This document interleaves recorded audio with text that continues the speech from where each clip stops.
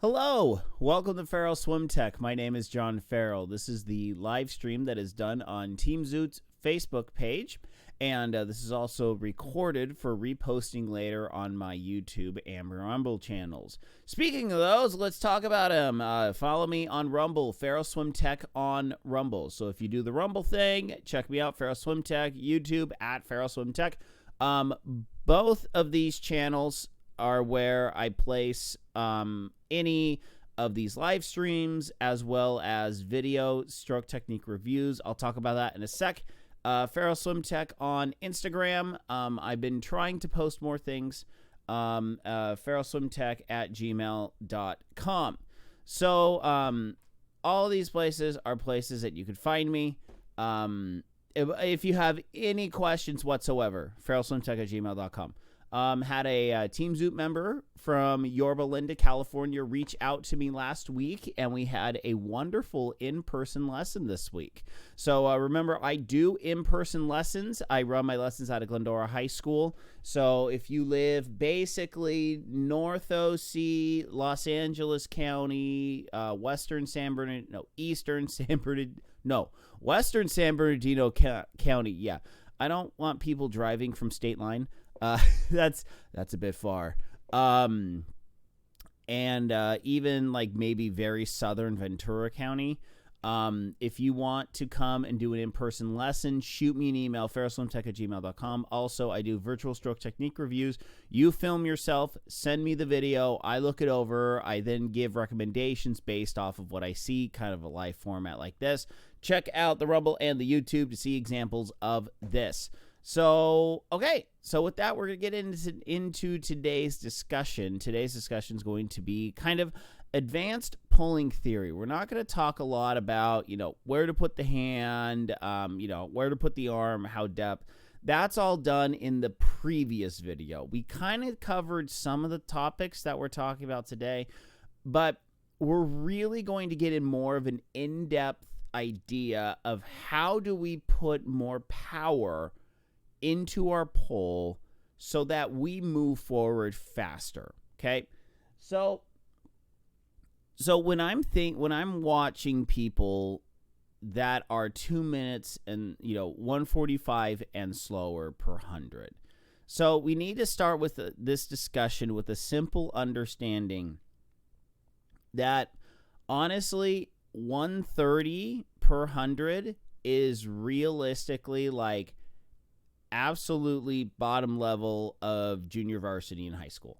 We got to start off with that concept. There are 11-year-olds that just simply swim every day that are capable of going faster than 130 per 100. They're not superstars, they're not elite level, they're just kids that are swimming every day. So we need to start at this understanding, okay? Now, let's start talking about why people swim very slow when they swim. And this is not a I'm making fun of you discussion. This is a simple, okay, let's start and let's kind of ideologically step and progress through why do people swim very slow, okay? Because we understand in biking, you just don't have a lot of legs. So you have to stay in lower gears. Okay, so why do people bike slow? Number one, lots of wind resistance. You don't have a very aero position on the bike. Number two, your bike. Is your bike extremely heavy? Does it not have a aerodynamic frame? Okay, that's a small part of it. Number three, your engine, your body. How much do you train on the bike? How many watts can you push out? So, okay, so you have low wattage. Well, why do you have low wattage? Well, number one, okay, your body is not capable of sustaining 300 watts for a whole hour. Okay? So now why is your body not capable of sustaining 300 watts per hour? Okay, well, it's because you're not able to actually push the pedals in a way that sustains 300 watts per hour. Okay? That's about it. Realistically, because I'm going through this exercise so we can drill down and figure out why why am I not able to push the water like I should? So in cycling, you kind of get down to it, and it's all just how hard can you push pedals for a very long time. Yes, there's climbing. Yes, there's cornering. Yes, there's stuff like that. But if you take out all variables, and you got a nice flat course like Indian Wells Ironman, very flat course.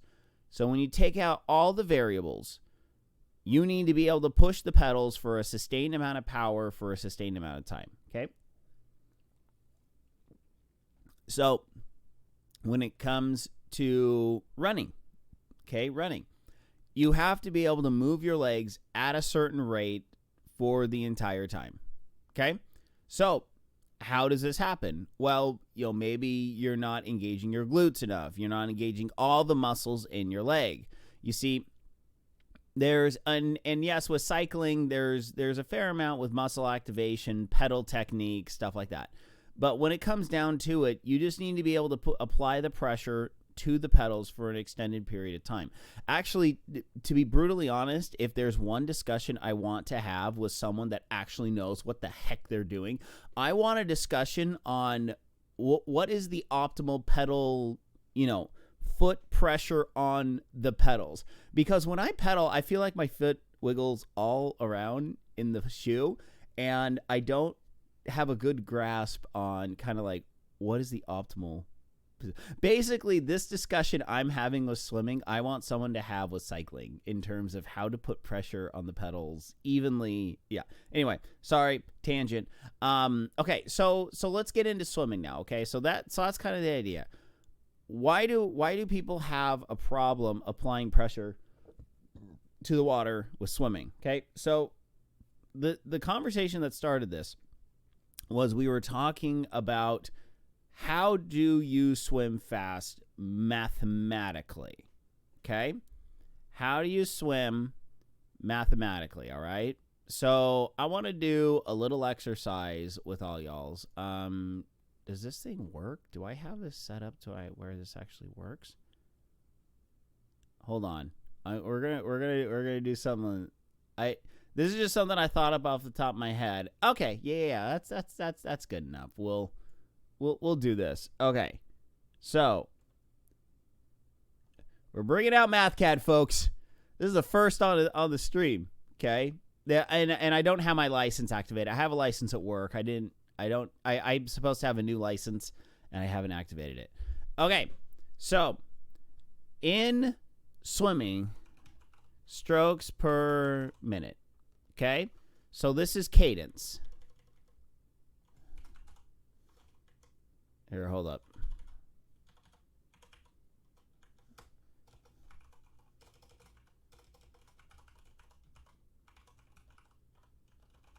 Okay, so cadence equals strokes per minute. Okay? So we need to understand that.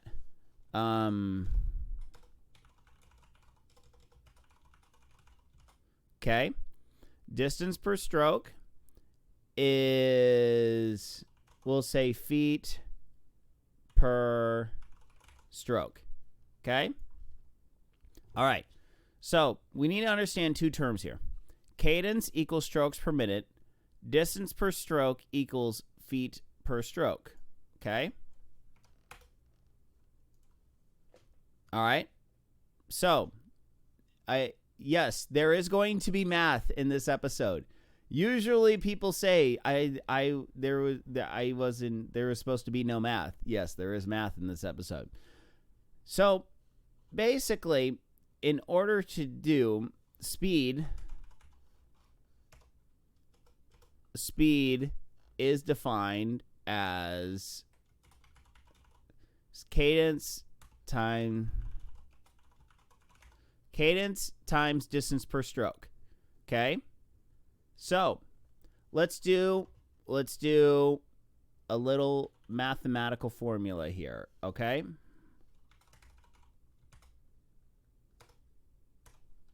All right. So, we need to define our variables. So, let's just say our stroke, okay? Let's say for a 25, our strokes are, let's say you take 20 strokes. Okay, so 20 strokes. All right.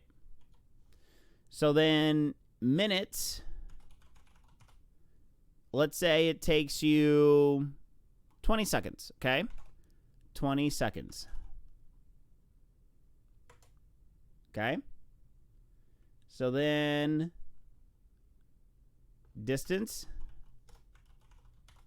75 feet. Okay, that's 25 yards. Okay? So 20 strokes is going to go here. 20 seconds, so strokes per second. So then we're going to go 75 feet per stroke. Okay? Yeah, that's not going to be very... Oh, hold on. There you go.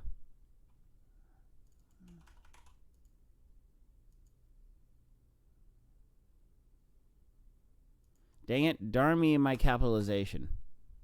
There we go. Okay, so basically what we figured out is our speed. Okay, so let's just look at this mathematically here. Stroke is just a number. Okay, there's no unit for strokes. You take 20. Okay, so and then you have how fast you're going. Okay, and then you're going a certain feet per stroke. Okay, every time you pull your arm, you are moving yourself a certain amount of distance. That's the mathematical definition of distance per stroke. Okay, so therefore we obtain a speed by mathematically having a cadence times our distance per stroke. Okay, now what this speed is actually kind of immaterial. That's, I mean, in terms of swimming, this speed means nothing. Like, yes, I could say, oh, wow, you are swimming 3.75 feet per second. Nobody knows what that is. You see, because I had, when we were talking about it in the forum, I was saying, okay, that's wonderful, but you're missing power. Well, power, how much pressure you're putting on the water, is actually factored in to your distance per stroke. We need to figure out how to get more feet per stroke. How do we apply the pressure to the water? Now, this goes back to this whole idea that you are essentially applying pressure to a solid object, okay? A solid object is what you want to grab with your arm and push backwards, because that's going to be the best mental picture of how to swim, okay? So, I can't believe I pulled that off. Oh, boy. Do you like those rando deep dive mathematical things that I do? Because every once in a while I'll just go off on a mathematical tangent, and I feel like I'm going to lose a lot of people when I dive into math land. Okay, so anyway, so while I'm going to pull up one more thing here. Let's see if we can find something here.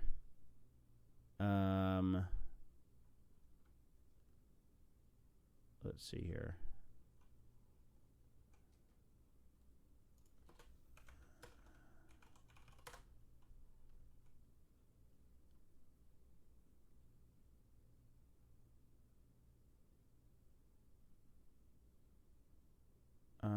Let's see here. Okay, 1 second here. We got. I'm trying to pull up a video for the next portion. Okay, so let's talk about what we're doing when we're putting our arm in the water. Okay, I'm actually going to tilt this down just a little bit for this discussion. So, what are we doing when? What are we doing when we put our arms in the water? Okay, when we put our arms in the water, what we're doing is we're reaching forward and we're going to be grabbing the water here. Okay. Now, shout out to Tri-Dot Pool School, because Tri-Dot Pool School gave me this idea.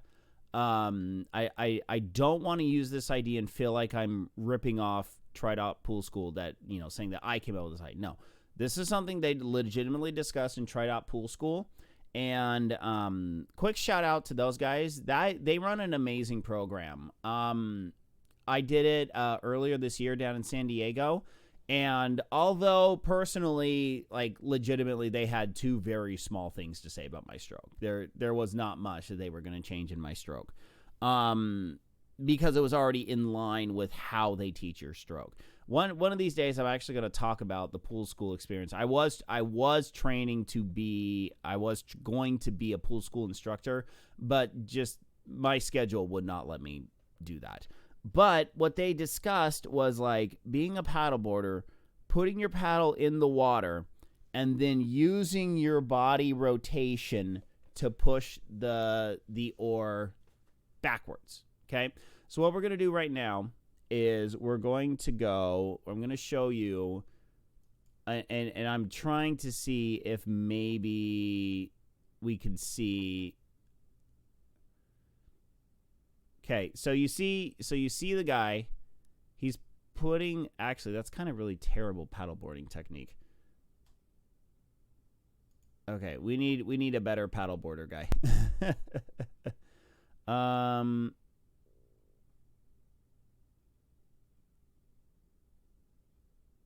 Let's see here.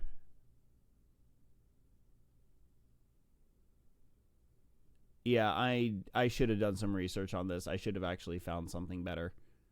Okay, never mind. This is gonna take too long. I borked that. So anyway, what we want to understand is that when we put our arm in the water, we're not gonna pull back with our shoulder. Okay, that's number one. So what you do in order to kind of feel this is put your arm forward and kind of drag your arm back and put a lot of pressure on your shoulder, because a lot of people they like, for instance, this the Team Zoot fellow that I had a lesson with earlier this week, he said that he feels like he gets major shoulder problems. His shoulders really start to ache when he swims a lot, and usually this is a symptom of dropping the elbow. Your elbow's dropped, your hand floats up, and you're trying to kind of like pull that arm back with the shoulder. You're not applying the pressure correctly.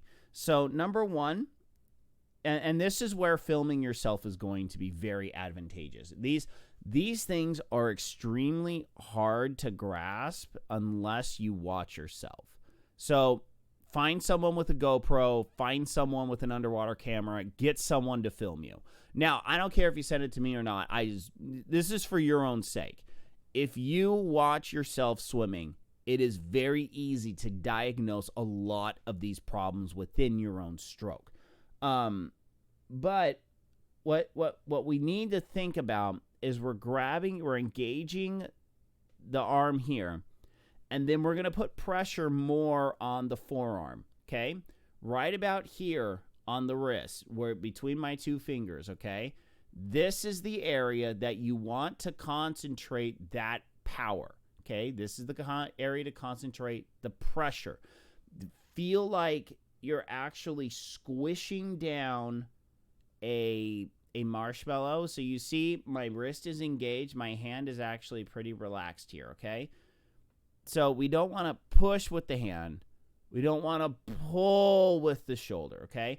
Pulling with the shoulder means you're probably going to have a leading elbow. So in other words, when you pull back, instead of pushing here, you're kind of pulling in this way, okay? You see my elbow is leading the way when I pull.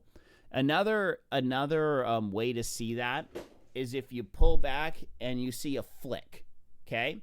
When you see a flick at the end, that usually means the person is pulled there, and then they're going to extend the forearm to finish the pull. You absolutely want to avoid that at all costs.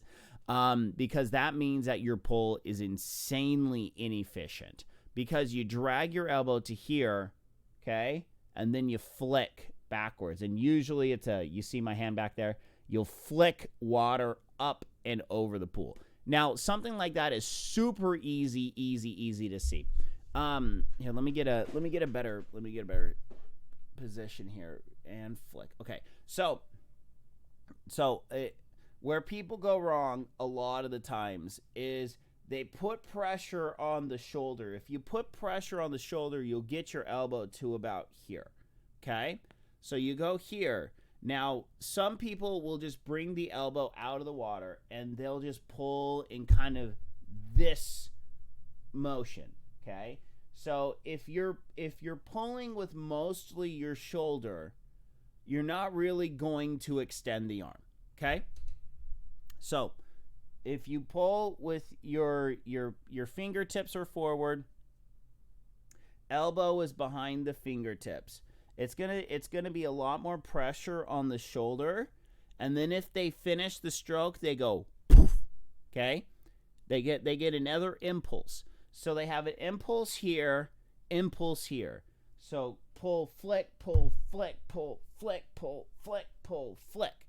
Okay, that's really stressful on your shoulders. Really stressful. It's mostly stressful on the shoulders, and realistically, you're not getting any real sustained power out of it. Okay, so what is the idea of pulling properly? Like how do we want to envision this? Okay, so this is going to combine two kind of more basic topics. So two basic topics are the pull path that we've already discussed, and then rotation. I haven't discussed rotation yet on this round. But if you search back far enough on the Team Zoot YouTube videos, you will see, a while ago that I've actually discussed this topic before. I think I've done it at least twice at this point. But what we're actually looking to do is, as we put our arm in the water, we're going to rotate this shoulder, okay? This shoulder rotation, I mean, especially if you're wanting to get under that 130 mark, if you're wanting to get, actually, I would say even, I mean, you can do the 45-degree rotation, get under 145. Probably, definitely, if you're looking to get under the 130 mark, this is what you're going to have to do. You're going to have to start learning how to incorporate shoulder rotation into the stroke. Now, we're going to actually discuss a fair amount about shoulder rotation today, but this is not the video for shoulder rotation. This is mainly focusing on kind of how to put the pressure on your arm and how to engage the body to get that pressure continuously pushed throughout the whole length of the stroke. So, when you put your arm in, okay, your elbow is going to be up. So this is the high elbow position that we're talking about, okay? So we're over here, making sure that I can see, yeah. So we're over here, high elbow. Then what we're going to do is we're actually going, as this arm is coming back over, we're going to start pushing backwards. So you see elbow stays high, hand stays low. And then as we're putting our hand in the water, we're going to push and extend, okay? We're not going to push and flick. We're going to push and extend, okay? So we need to develop the mantra that we push, okay? So push, all right? There's no push. There's no emphasis at the end. I'm sorry, I did that. So you're here, pull. No flick. I got it. I'm used to emphasizing that just for the camera's sake. But you're here, push, okay? So you're hooking into the water. You're putting your paddle into the water here, okay? And then you're pushing. I have a paddle board. Give me a sec.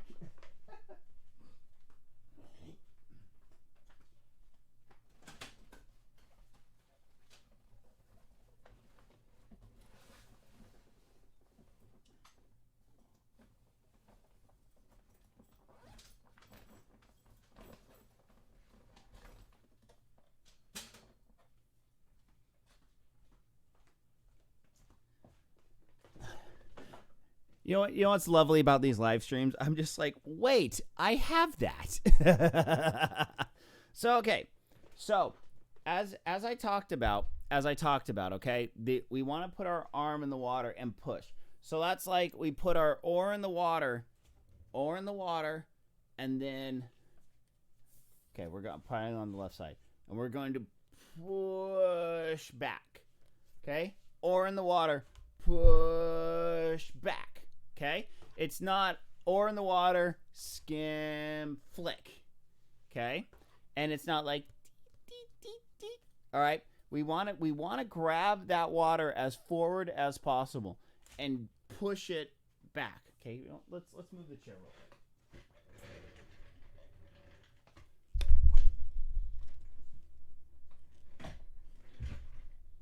Okay.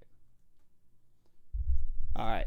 So we're gonna grab that water and we're going to push back. Okay, and done. Okay, so I'm not doing any funny things with the paddle. We're putting it in, having our shoulders rotated, and we're gonna rotate back. Okay, forward, push back. Okay, so now with our arms, we're gonna come here, we're gonna hook in, and we're gonna push back, push back, push back. Okay, so we're taking and we're going to engage our lower back, and we're gonna engage our core and get from here to here, here to here. Okay, and then there. All right. So here, let's keep that chair in. So the question is, how do we start really visualizing this? Because here, you know what? Let me show my video again. Let me show the video. One sec. We're gonna grab. Let's see here. Analytical scene. So remember, this is the live show. If you have any comments whatsoever, you are more than welcome to share them. Let's see here. Oh, yeah, that's right. I got to actually pull up the...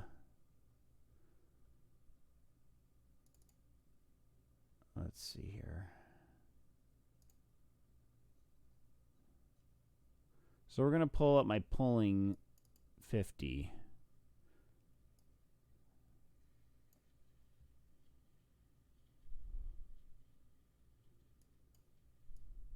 Okay, so what you're seeing is here. Let's go back to the beginning. So long pulls, full extension forward, rotation. Okay, and this, remember, this is pulling. This is no kicking. So long strokes, and yes, I'm also using paddles on this, but we want to have the constant contact with the water all the way. You see the same velocity that I start with is what I finish with. High elbow, and we'll go back to here. So we got high elbow. So I'm actually a little bit crossbody. I'm a little bit crossbody there. So that got down to the power diamond. So we're still pushing all the way through. And then we finish with the finger down. So that's more of the beginner stuff. But where I'm actually putting a fair amount of pressure, I mean, with paddles, you can't help but put a lot more pressure on your hands. But you want to, when you're swimming with paddles, this is kind of like actual paddle theory. If you're swimming with paddles, the thing to understand is that you don't want to put pressure on the hand. Your paddles are artificially making your hand larger. So I would say if you want to learn how to push with more power, paddles are going to be your way to go.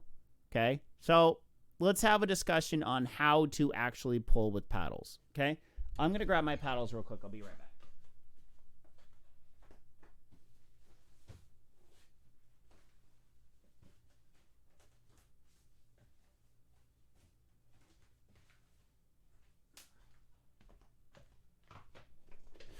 So here I have two different types of paddles. So I have Tier Catalyst 2.0s, and I have a Zoot's hand paddle. Okay, so first thing you're going to notice is the size. Zoot's paddle is a relatively small hand paddle. The Tier Catalyst 2.0, this is the large model of the hand paddles. Now, for a paddle buyer's guide, paddles are something you're going to want to start off small. So I have kind of average, I actually kind of have smaller-ish hands. So this is how the paddle looks like for the Zoot's paddle. Also, if you're wearing Zoot's paddle, I recommend these hand straps big time. So it looks like this. One thing I love about Zoot's hand paddle is that you can wear your watch with this thing and it doesn't like suck. With the Catalyst, you kind of need to use this wrist strap, and there's other ways I can strap this thing down, but I honestly don't have any more bungee cords. These are not fun with the wearing the watch while you're going. But anyway, that's besides the point. So as you can see, the paddle kind of fills in the gaps between the fingers, and it makes my hand artificially larger. Okay, so if I put on the Catalyst, as you can see, this makes my hand significantly larger. Now, what is the difference between big paddles and small paddles? Pressure. The more surface area your paddle has, the more strain it will put on your arm, the more pressure you need in order to move through the water. Okay, so what is the purpose of paddles? Well, I didn't realize I was going into a paddle discussion today. But what is the purpose of the paddle? The paddle is there to make your hand larger, okay? That is why if you are starting into paddles, buy small paddles, okay? Buy paddles like this Zoot paddle for most women might be pretty large. Lots of different companies, they make small paddles, extra small. You're probably going to want to, ladies, you're going to probably look into the extra small paddles. Zoot's paddle is one size fits all. But ladies, if you buy the Zoot paddle, it's not going to obliterate your shoulders. Okay.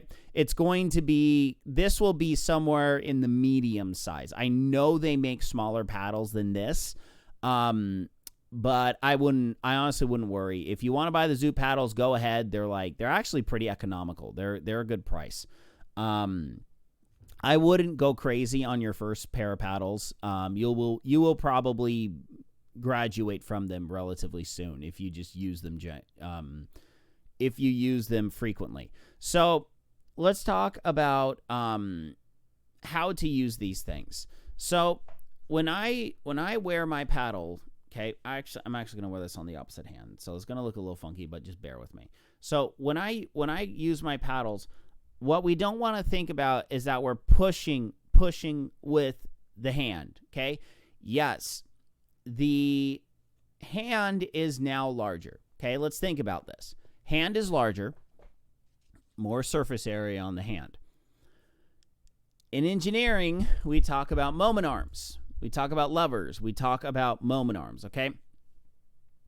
So the distance from your shoulder to your hand is, oh my gosh. I'm trying to think of how not to go into psycho engineering land here. But when you pull, you don't want to push on the hand, okay? If you push on the hand, that's going to put a lot of strain on your shoulder, okay? So what you want to do is you actually want to have stiffness in your hand, stiffness in your wrist, stiffness in your hand. So when you push, okay, this is going to increase the amount of pressure you have to put on the water. So you're going to push down, okay? Same idea here. We're not pushing down, we're pushing down, okay? We're engaging the entirety of the arm. We're not just pushing down here. We're pushing down. So if you really want to kind of work on this, put your paddle on, okay? You can put your paddle on, sit down in a chair, start about here, okay? So from here to here, that's the catch. Okay, that's just from there to there. That's all. So you're from here to here. Okay, so you want to have this position like you're kind of reaching up on a ledge, and you have superhuman power. You just kind of go, ugh! You know, you can actually grab a ledge, you know, like you see in the action movies, and just lift yourself up. You know, you got this much of your arm on the ledge, and you're gonna pull yourself on that ledge. Okay, so you want to go from here to here. Okay, here to here, here to here, and then what you want to do is you want to add the rotation, add the rotation, add the rotation. Okay, so you should feel it a bit in your bicep and your tricep, a little bit in your chest from here to here. Okay, so you're going to come here, and as this arm is recovering, you're going to push down. So that's kind of that's the dry land aspect of this. Something you can do in the pool is you can actually grab the pool edge and try and kind of lift yourself out of the pool. I mean, do this in the shallow end so you can kind of, you know, stand up as you do it. But you want to try and put more pressure on your arm in order to get yourself out of the pool. So that talks about power, okay? So if we were to go back to our mathematical thing, which I mistakenly clicked it. Sorry, starting to get a little warm here. So if we go back to our mathematical equation, so we've talked about kind of this whole distance per stroke thing. So we're grabbing that water and we're going to push it down. We're going to push it down at a constant pressure, a constant rate. Now let's talk about cadence. Okay. Cadence is a little tricky with swimming. But in reality, it's actually a lot like cycling, except it's on a much lower scale. Okay. So we're not going to go 100 revolutions per minute. I'm going to log in to Form Goggles here real quick. Oh, wait a minute. No, I don't want to do that. What I want to do is we're going to plug in. I'm going to plug in my phone here, and we're going to pull up. We're going to pull up my Form Goggles app on here. So talking about cadence is something that Dex. No.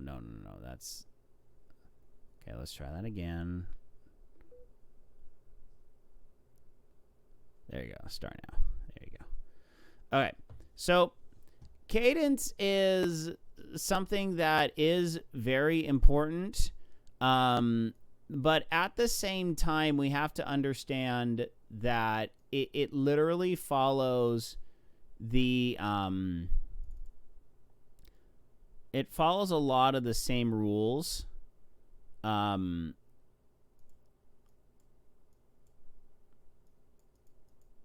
It follows a lot of the same rules as shoot. Oh, there we go.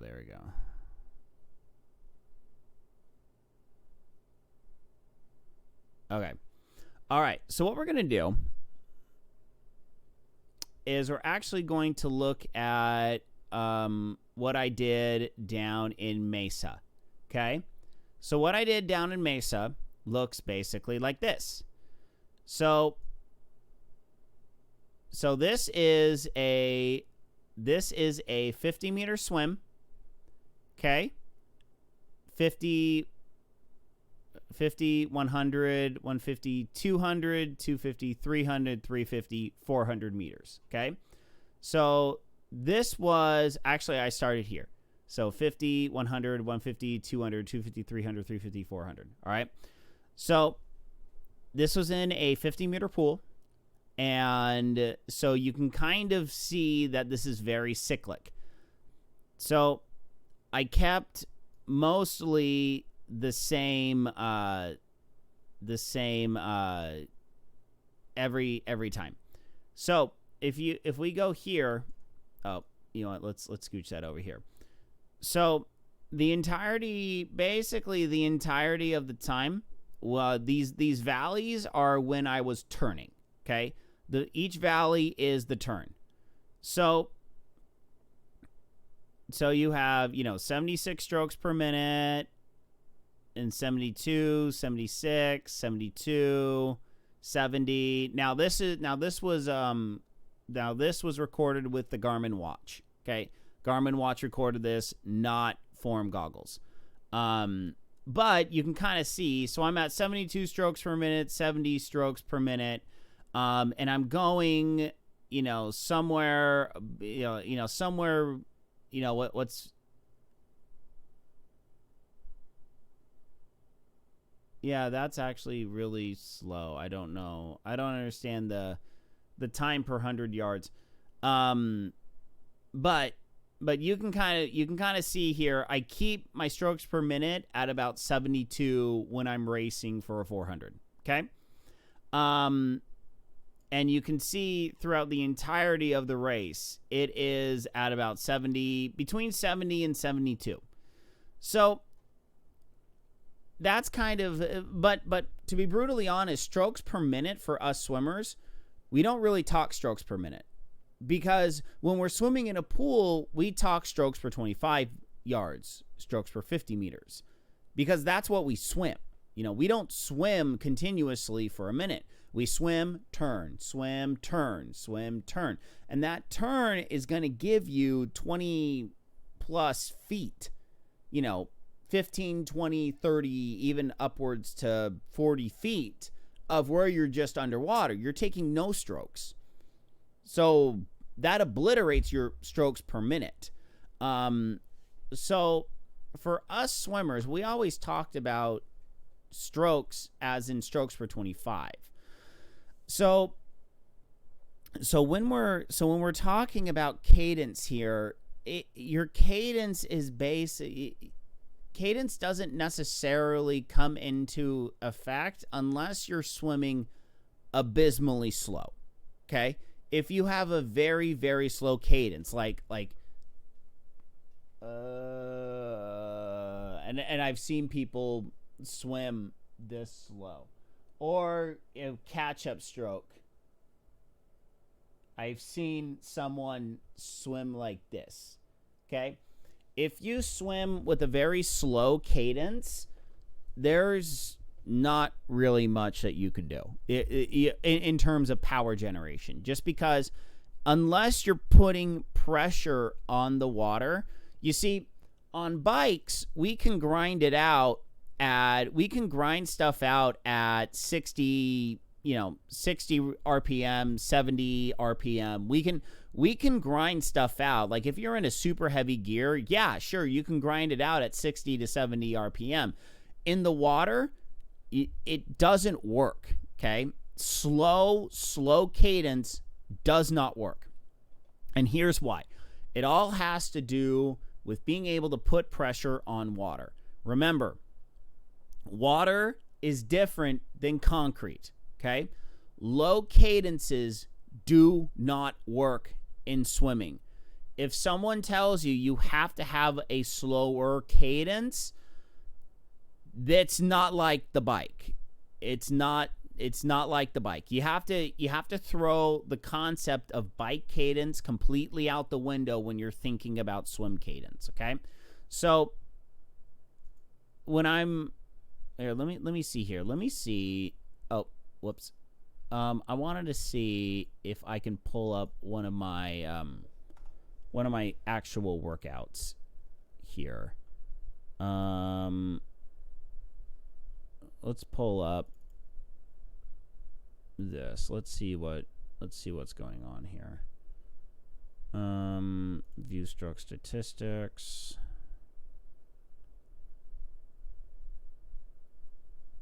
Okay, here we go. Let's look at this, okay? By the way, shout out to Forum Goggles. They're going to be having a discussion with Mark on Friday. Yeah, so I don't know if you can see this, but average stroke count per length. This is for a workout. Here, let me show you what this workout was. This workout was over 3,600 yards. Took about 50 minutes to do. This is a pretty intensive workout. So it had a lot of IM work. So I was working all different strokes on this particular workout. And this is back in August.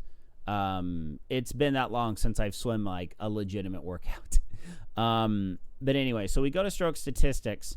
So if we go, we're looking at average stroke count per length. That's actually 15 for me. Okay. My average stroke rate was about 64 strokes per minute, but that's also involving butterfly and breaststroke. Okay. So what we're looking at, oh wait, no, that was freestyle. So yeah, freestyle average strokes per length is about 15. Okay. Average stroke count per 15? That's a little low. Usually I'm about 16 to 20, somewhere in that region.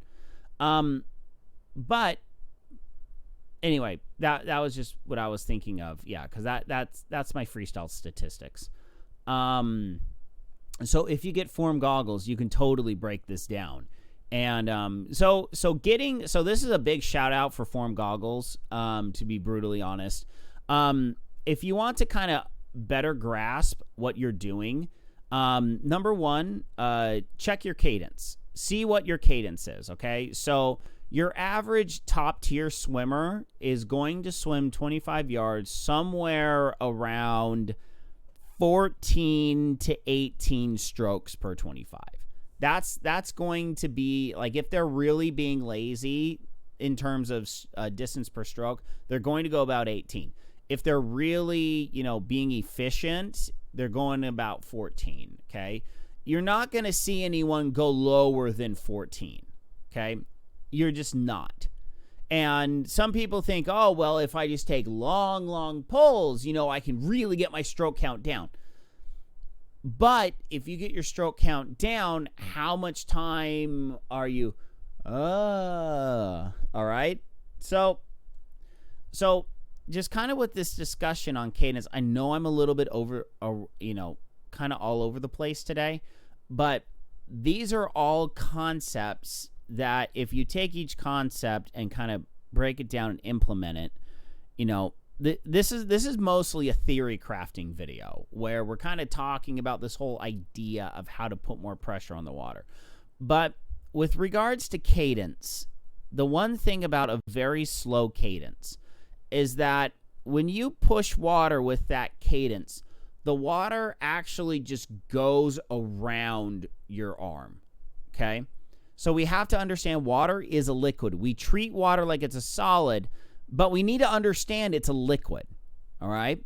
And if you slowly move your arm through water, you're not going to feel yourself moving forward. Why is that? I mean, sincerely, just do that. Just do, put your hand in the water and slowly move your arm backwards. Watch the water will go around your arm. You will see the current of the water simply bend around your arm. Because remember, what you're doing there is you're pushing water molecules aside, okay? You're pushing water molecules aside if you move your arm very slowly through water. If you have a very slow cadence, you're not able to put any pressure on water, okay? Slow cadence, you're still putting pressure on the pedals because you're pushing against a solid object that cannot move when you push on it, okay? And running, okay? Even if you're running at a really slow cadence, okay? If you extend and you're running like the gazelle and you move your legs, I mean, number one, you got to deal with gravity when you're running, okay? So there's only so much slow that your legs could go until you're kind of doing the ministry of silly walks. I mean, let's be honest here. Let's be honest here. You have to run. You have to move your legs at a certain cadence, or you're just going to fall. Okay, you're going to trip over yourself and you're going to fall. In swimming, we have a different problem to deal with. Our problem is we're dealing with liquid. Okay, liquid does not behave like concrete does. We cannot slowly push the water and expect us to move forward. So this is where the idea of pressure and strength come in. If you want to swim faster, you have to push more water. And not only that, I'm sorry, I'm feeling really itchy right there for some reason. Not only that, you have to have the surface area of your arm to be able to grab that water.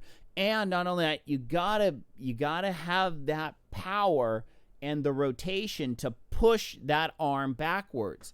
Just like we talked about with the paddle, you have to have sustained pressure on the arm the entire time in order to be able to move yourself forward.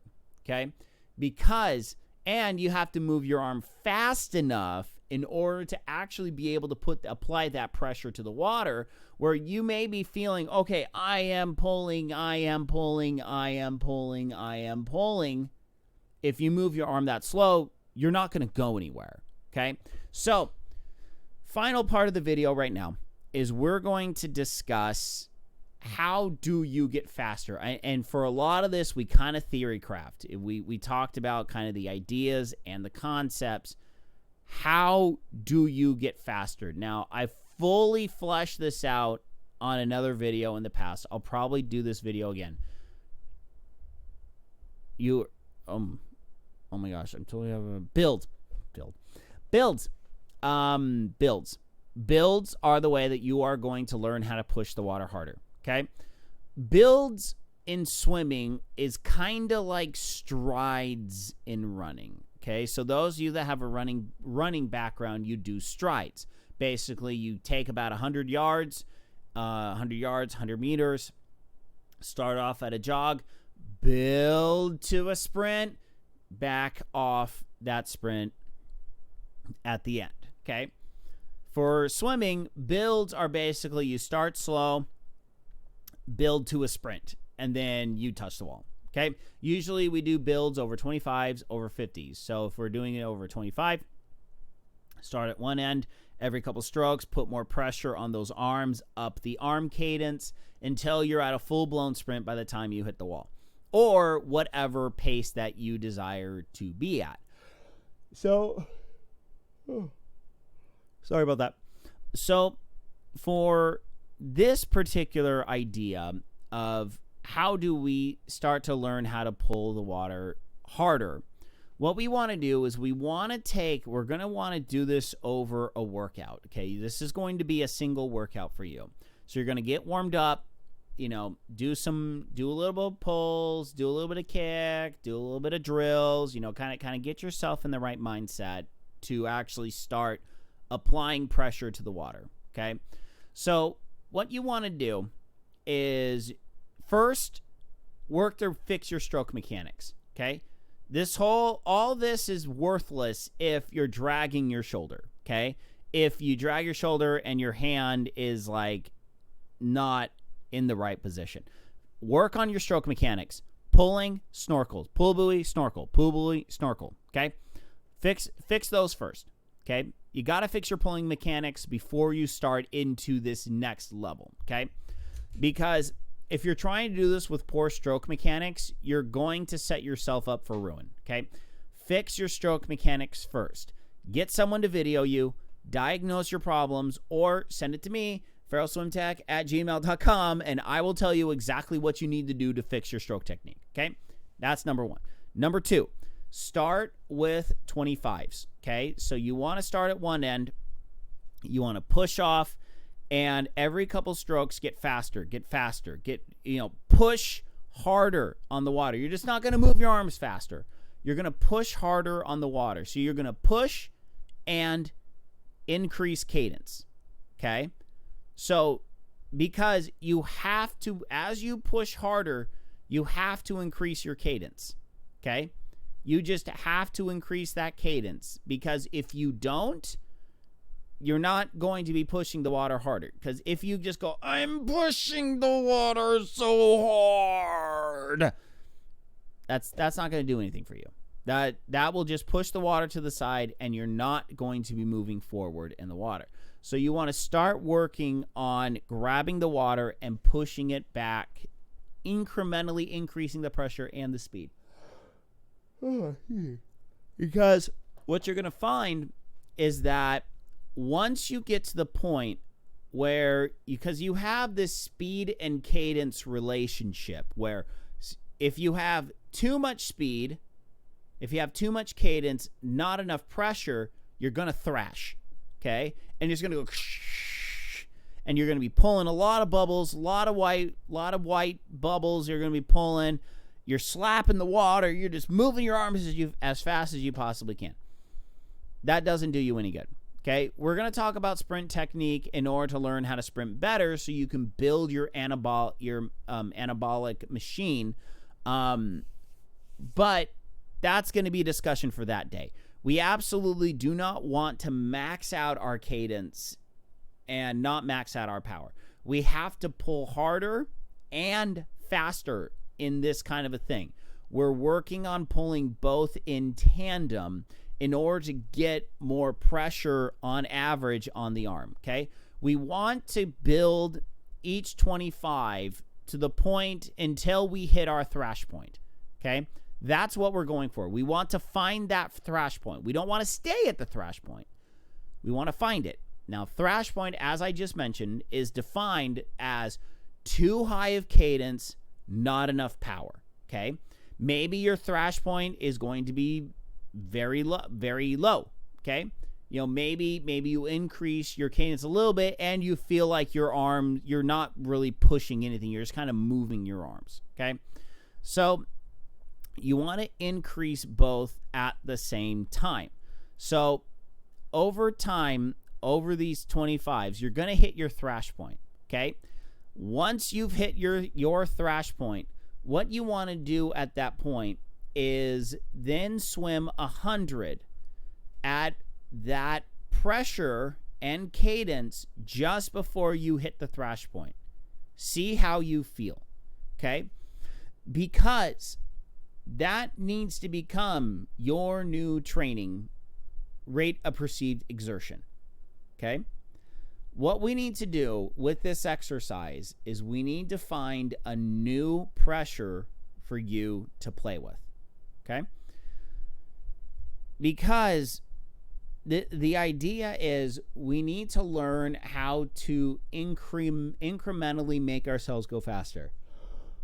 One of the biggest follies of people is that, and honestly, this is kind of something that I'm trying to think about and kind of understand how the mindset goes with regards to swimming sets with only, swim X amount of yards, 10 seconds rest, X amount of yards, 20 seconds rest, okay? Because the problem with that to me is that you don't hold yourself accountable in terms of how fast you're going. Because all growing up, we never did workouts like that. It was hundreds on the 130, hundreds on the 120, hundreds on the 110, 200s on the 230. We had a certain amount of time to complete each interval, and then we were set off on the next interval. And if you weren't fast enough, you just went. You did not sit on the wall. You just went. Like for instance, if we were doing hundreds on the minute, we used to do hundreds on the minute in college with 500s on the minute. 500s on the minute. You hit that wall, you had 2 to 3 seconds, you left. That was about it. But no, hundreds on the 105. We did hundreds on the 105, so we had about maybe 5 seconds, but we're literally doing 5 100s in a row, sub 1 minute. That was fun. I think the most we ever did was like 6 sets of that. Oh, that was not fun. So when we're working out, we need to keep pushing ourselves to go faster, okay? We need to keep pushing ourselves to go faster. I think a lot of people get in a trap thinking, oh, I got in a lot of yards. Well, how much of that is garbage? I mean, sincerely, if you're swimming 3,000 yards of workout, how much of it was just, oh, well, I had 3 hours in the pool today and I swam 3,000 yards in 3 hours. That's not really quality, to be brutally honest. That's not quality. Swimming, 3,000, I mean, I'm just throwing out a hypothetical here. 3,000 yards in 3 hours, that's only 1,000 yards an hour. That's not much, So overall, when we're swimming, in order to get faster, we need to push with more pressure. And we're kind of wrapping things up now. If you're still watching this after all my ramblings, please send me comments. Let me know what made sense, what didn't make sense. Because I'm trying to do more of these theory crafting videos to try and kind of get you to understand and really think about these swimming concepts, because I know swimming is really hard to wrap your head around just because you're in water, okay? You're in water and you get people like me that have been doing this for decades. I mean, I've been swimming competitively since I was 9, okay? 9 or 10 years old. I have been swimming for that long. A lot of these concepts that you all are dealing with in terms of being an adult onset swimmer, these are concepts I legitimately haven't really had to deal with in almost 30 years at this point. I can't believe I'm turning 40 this year. But, these are concepts and stuff that I was dealing with when I was a 10-year-old, 11-year-old. I haven't had to deal with this stuff. For me now, my concept is I actually need to work out. I've been doing way too many swim lessons. I haven't been able to get any actual swim workouts in. But for you, I know that your needs are very different than my needs. So if you got to this point of the video and you're still hanging on with a couple brain cells left, congratulations. Thank you. Like I said, leave comments. Tell me, what do you struggle with? What do you feel like you struggle with the most in terms of getting faster?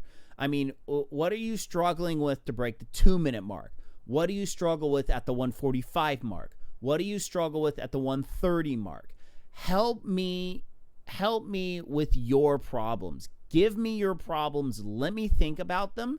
And, I might do a Pulling Theory Commenters Edition, where I look at your comments, I have some time to think about it, and then I can come back in another video and I can kind of address the specific items and concerns. Because most of these videos is just, I come up with the topics and I come up with what I talk about by driving around and just thinking out loud, where I'm actually kind of giving the broadcast over and over and over again. And I think about what is it exactly that I can talk about. What can I talk about in order to actually help people? Okay, so Jessica, hi Jessica, thank you for the comment. What is an average stroke rate for sprint versus Ironman distance, speed versus endurance? Okay, so let me just put it in terms for me. If I'm swimming a sprint distance, so that's either 500 or 750 yards, what you saw is going to be about my stroke rate, 75 strokes per minute plus minus. So what I'm doing in a sprint distance is I'm actually 100% red ledging myself. Now, I was a 500 swimmer. I swam the 500. I swam the 1,000 in college. Those were my 30 events. I mained backstroke, 100 backstroke, 200 backstroke, but I swam the 500 freestyle a lot. And I kind of dip into that mentality in terms of swimming the 500 freestyle. Now, I can do a full video on sprint theory, on how to swim, how to train, how to swim the 500 freestyle.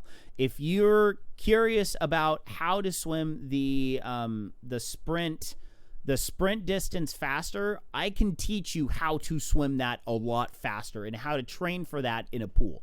500 was kind of my bag, baby. But my stroke rate would probably be at around 75 strokes per minute. For an Ironman, if I'm swimming a 4,000, which I'll admit I haven't done in a full Ironman event yet. I haven't swam that, but I swim the 2,000. I could swim a 2,000 with my eyes closed. Swimming a 2,000 for me is fine. 4,000, I'd have to try that out because I haven't swam 4,000 yards straight in a very, very, very long time. I've swam 2,000s. I haven't swam 4,000.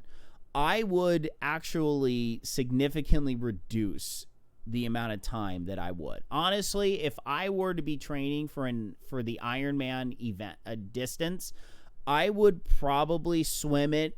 So for a 500, okay, if I'm really going for a sprint, I'm going to probably split 120 per 100, 120 or less per 100, okay? But this is me right now. This is me right now. If I was to swim the Ironman distance, I would probably hit a pace of somewhere around 130 to 135. So it would be about 10 seconds slower per 100 for me. But that's also understanding after that 4,000, I got a 100-mile bike and then a full marathon run. I want to swim with easy speed, okay? So unless you're going for podium, I would take about 10-ish seconds slower pace. Now, stroke rate, my stroke rate would probably dip. So if I'm going about 75, I would probably go about 70, okay? And that's a guess.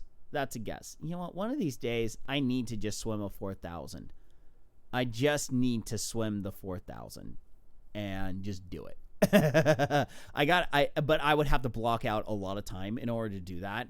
And I would have to, that would take some planning. But yeah, so in terms of stroke rate, just remember, I don't know stroke rates that well in terms of strokes per minute. I only know what Form Goggles tells me, which, by the way, tune in on Friday for a discussion with Form Goggles with Mark Goddard and Scott Dickens, who was Olympic breaststroker for Canada. I've had him on Ferrell Swim Tech before when we were talking about Form Goggles. But yeah, Scott's totally cool. Scott's a nice guy. He totally knows his stuff. It's going to be a good discussion. And no, I'm not going to be a part of it. I asked. I actually asked Mark. I was like, "Hey, you want me on the discussion?" He goes, "Nah, it's just going to be me and Scott." Okay, fine by me. It's in the middle of my workday. I would have had to make some big concessions with my boss, aka my mom and dad. I work for my parents. We design swimming pools and fake rocks. But yeah, so I hope that makes sense. But basically, you're legitimately going to want to ease off a lot. For me, it would legitimately be about a 10 seconds per 100 pace difference.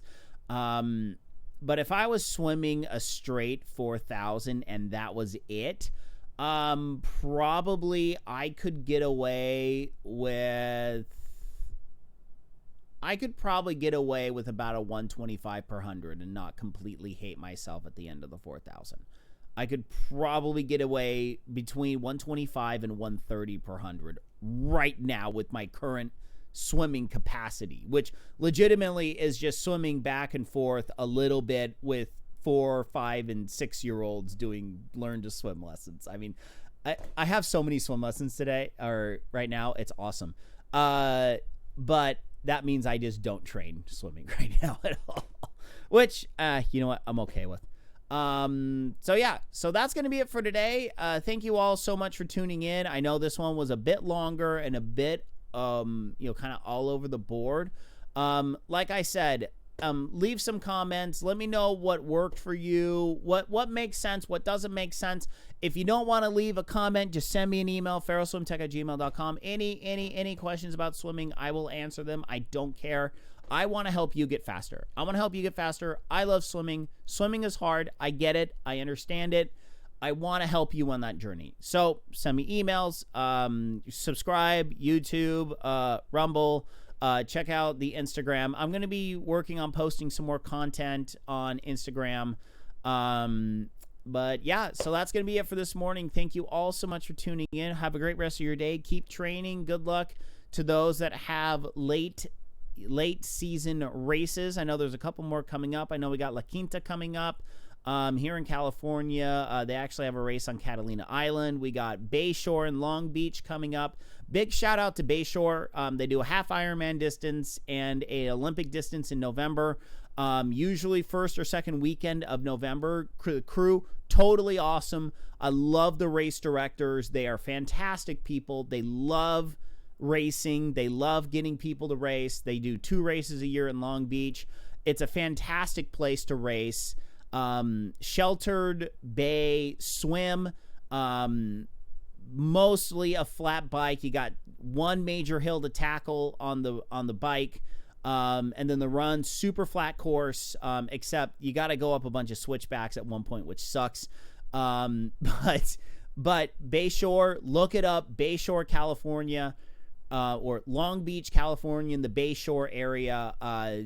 It's a place that's near and dear to my heart personally. They used to have a massive swim complex there. That's where I swam all my junior Olympics. I swam all my high school CIF championships. We even swam one invitational there a year in college. I'm tearing up, and it's so sad it's gone.